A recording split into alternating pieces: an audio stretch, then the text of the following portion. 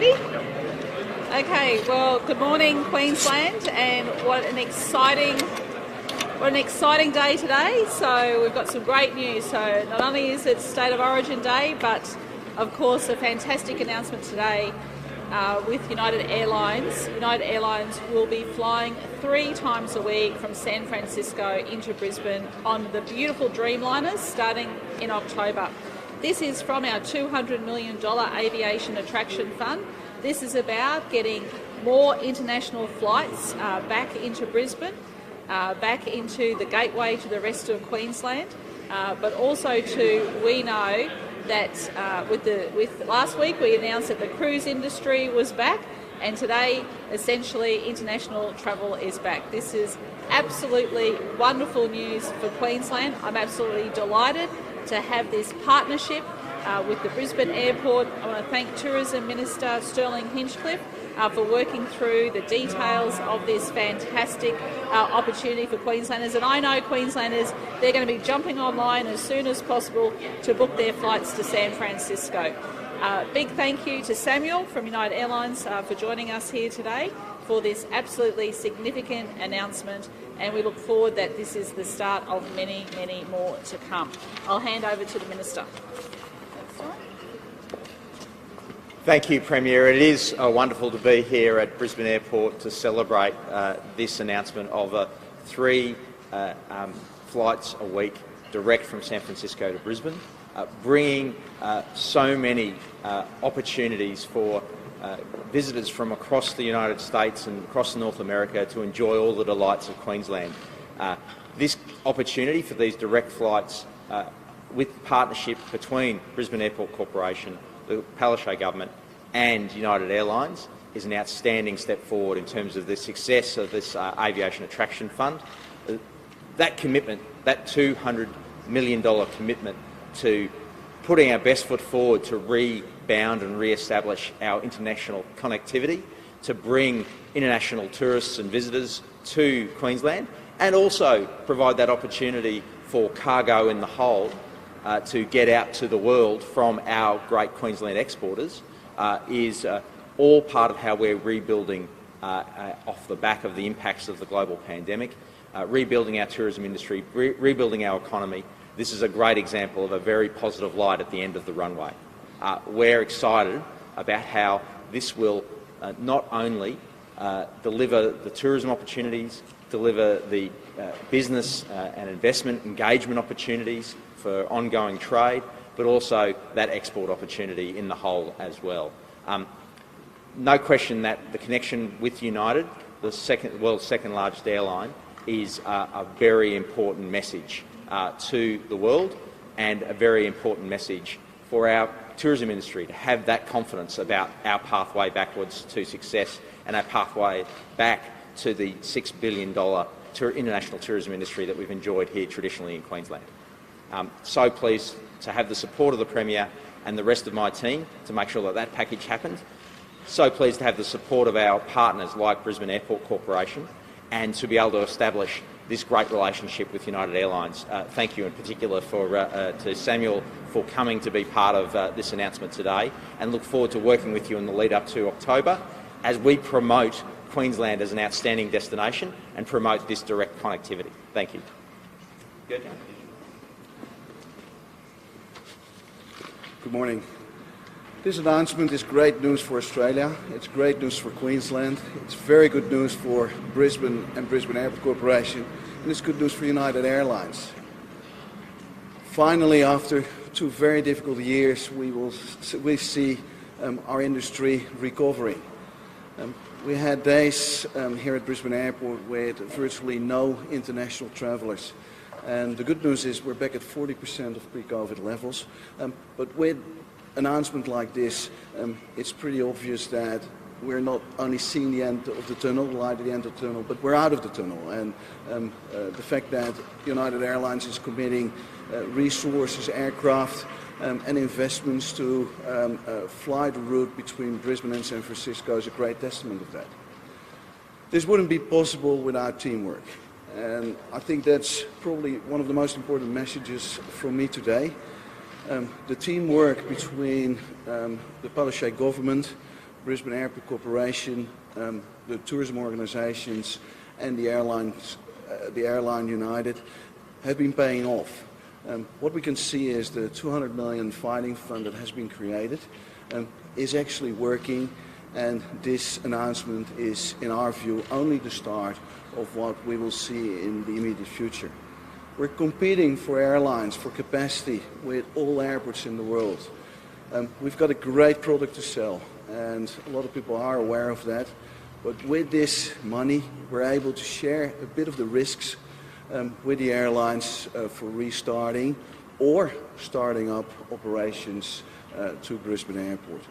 So this is fantastic news, and I'd like to thank everyone involved in making this happen, because this is something that will be paying off in the short future, but also in the longer future in terms of tourism, imports and exports, and that will contribute tremendously to the success of our state and our country. So thank you very much. Right, just real quick, I just want, on behalf of United Airlines, I just want to thank the Premier, the entire Queensland government, and everybody else, here supporting us today as we make this big announcement. We're really excited about the service we're going to be launching, and we think it's a great way to get Australians into the United States, but more importantly, to connect people from America into Australia through a different gateway. So thank you very much for everybody's time and attention today, and we think this is going to be a great partnership going forward. So thank you very much. So you mentioned the San Francisco gateway, if you like, to 80 other cities. Sure. What sort of market exposure in terms of numbers of Americans? Well, in terms of destination, the number of Americans, we can connect you to over 80 cities across America through San Francisco with just a one stop, right? And so, the limit's boundless, really, if you think about it from that perspective, right? So we can get you to Chicago, to Seattle, to New York, any of the big gateway cities through our flights. Will you be looking to offer competitive prices to people come October? We're going to provide a fantastic product, and obviously, the market will bear the prices, but I think we offer a very, very competitive market in the industry. So what's the capacity of the Dreamliner? We have 48 seats, lie-flat seats, 21 and 188 economy seats altogether. This is part of the $200 million fund. What does United Airlines get out of the state? Are you getting money? Is there subsidies? We have a great support relationship with the government, and they're helping us with the flight arrangements, right? And so it's going to be a great partnership. There's risk on both sides, right? And so, United Airlines dedicating a aircraft to fly a route, it essentially takes an entire airplane to fly this just 3 days a week, and that's a significant investment on the airline's part. But the government has provided some marketing support and a bunch of different types of assistance to make sure that the flight is successful for both parties. And Premier, will there be some sort of marketing campaign in the States before and after the flight starts? Oh, my understanding is absolutely there will be, yes. Yep. And you'll be going to the States? Well, before the pandemic, every year I went over to the US on trade delegations, and of course, number one is to get more movies for the Gold Coast as well as for Brisbane and Cairns. But secondly as well, we have great business relationships, and especially San Francisco being that startup capital of the US. We've got a lot of innovation happening here, so I think you're going to see a lot of companies going backwards and forwards. Do you think this is a good sign that COVID is well and truly in the rearview mirror and we can start getting back to business? I think people should start feeling very optimistic and very positive now. There's, definitely light at the end of the runway. We've got cruising back, international travels back, and people should have that extra confidence. And I think today there is confidence abound because there's going to you'll be able to go 3 times a week over to San Francisco, and that's fantastic news. And it's the start of many more international airlines coming back to Brisbane. And don't forget, we've got that second runway out there, and we want to utilise it. The Camel family is arriving in Brisbane today. How heartening is that to see them on Queensland soil? Look, I think that's wonderful.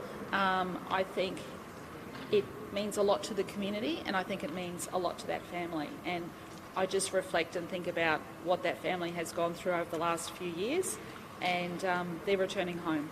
Would you like to see the new Immigration Minister, Andrew Giles, now give them permanency and take them off the uncertainty of a bridging visa? That's a matter for the federal government. We will let the federal government work through those issues. And what sort of support has the Queensland government got available to families like the Hinchliffe family in terms of refugee support and things like that? Look, we work with the federal government in terms of there's supportive housing and there's English language classes that operate through some of our TAPE systems. But I think it's a very good day today that families returning home to Queensland. Hopefully they'll barrack for state of origin tonight as well. And what about the vet with Dominic? Yes, well, good news. Good news. The vet is back. So not only is it mate against mate, it's state against state. And I'm really happy that the New South Wales Premier has agreed to have a bet. So obviously we're coming out of those COVID blues and looking forward to a great result tonight. So the bet is this. So basically, if Queensland wins the series, hopefully we will, New South Wales has to light up the Sydney Harbour Bridge in maroon. If for some reason, and let's not even go there, that Queensland doesn't win, then the Story Bridge will be lit up in blue. And I want to thank the Lord Mayor for also participating in this bet as well.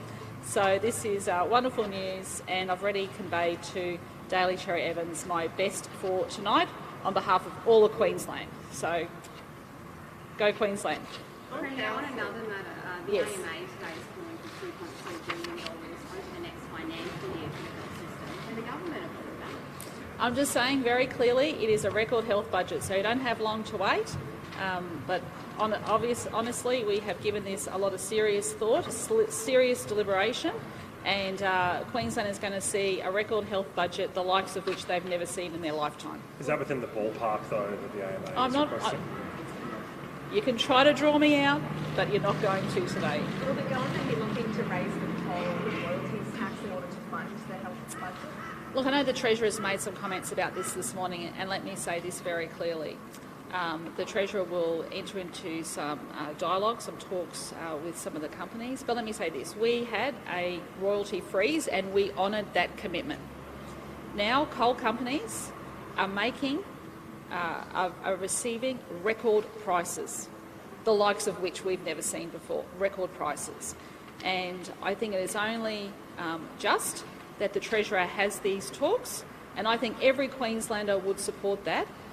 If the coal companies are making record prices, then they should return some of that share to Queenslanders so we can continue to invest in Queensland.